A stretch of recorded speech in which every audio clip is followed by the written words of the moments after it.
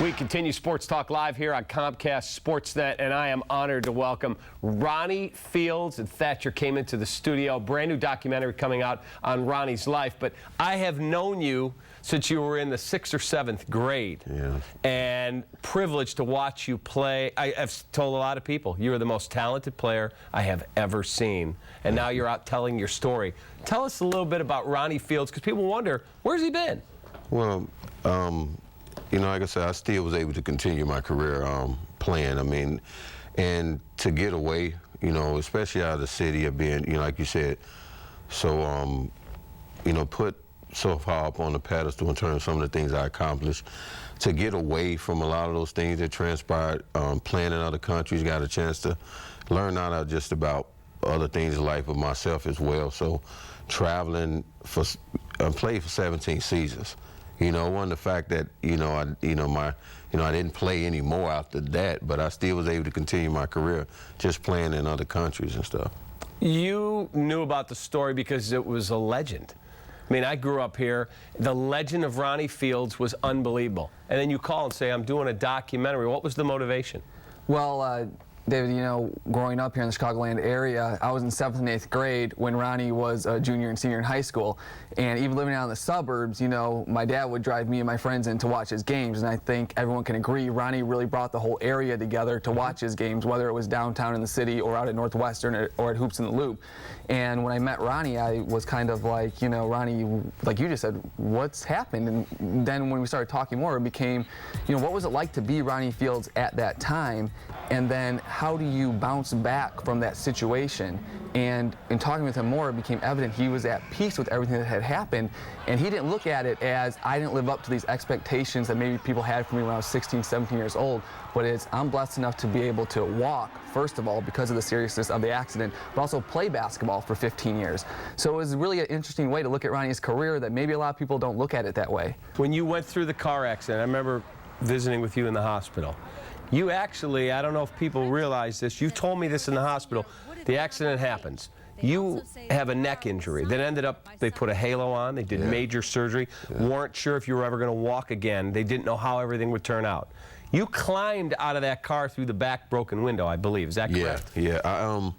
What happened is, when it happened, it was like I blanked out and I ended up in the back seat. I don't know how, but I did. I was blanked out for a second, so I end up crawling forward towards you know, like in a panic, and I end up kicking the front door off.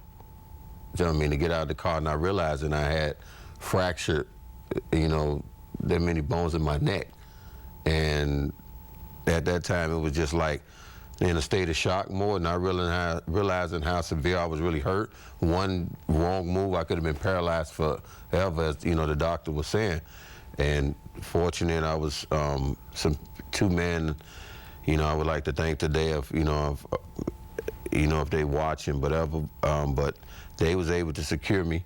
And then the cop that came that had a board to stabilize me from probably doing any further damage, saved you. Laid me down in the back of his car and just told me to stay calm and stay still until the ambulance got there. So, you know, like I said, it could have been me here today in a wheelchair, you know, but thank God I'm not. But I was able to fortunate enough to come out of that, stay focused, continue my path, and you know, have a pretty good career playing. Take you back to, I remember seeing you play in high school. 40-point days were easy for you.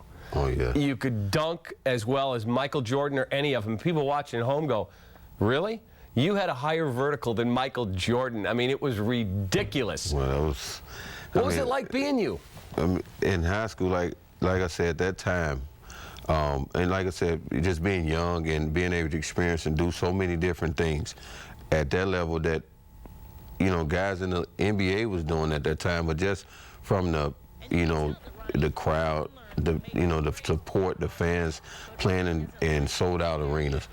And for me, how I looked at it is just, you know, just going out there entertaining, you know, winning, but also entertaining for so many people that had traveled from so far just to come watch us play. So, I mean, at the time, my mind, that's what my focus was on, was just preparing to play and enjoy okay, the so game. if you, at this age now, how old are you now? 36. Okay, you're 36. If the 36-year-old Ronnie Fields could grab the 17-year-old Ronnie Fields before he gets in the car, before he has the incident in the suburbs, and you go, dude, listen to me. I'm going to tell you what's going to happen if you don't straighten up. What would you say to that kid? Well, some of the things I speak to a lot of these young kids now, just more so be careful about, with just the people around you, the environment you in, and just try to focus, more on school, enjoying your life, but just staying away from trouble. And at the time, like I say, growing up in the city, for me, it was, I look at it as two ways. Like a lot of people say, well, this happened. Well, it's a lot of other things could have happened, not me being like out in the suburb or being away from a lot of violence and things that transpired. So I look at it both ways. A lot of my friends, a lot of people I know got killed being in the city, even where I grew up, but just, at the time where they're saying, questions of why I was in the suburb or why I was here.